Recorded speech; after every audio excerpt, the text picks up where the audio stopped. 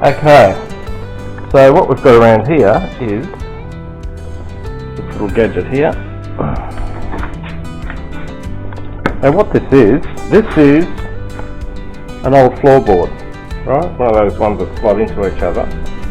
And what I've done is I've just cut a V at each end. You can see a V there, V there, V, and there's a V there, okay. And there's a hole in the middle. And basically this is just a simple floorboard cut like that, and you can wrap all your cable on it. You know? This is probably about 10 metres of power cord, which is plugged in over there.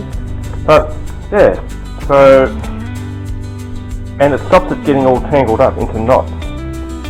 Because if you sort of just do the normal sort of over your elbow, or just try and wind it up into a circle, after a while it gets all tangled up. But this is really good.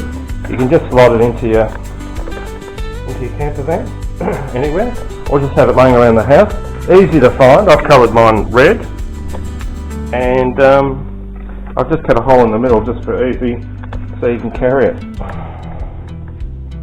But it's a real beauty.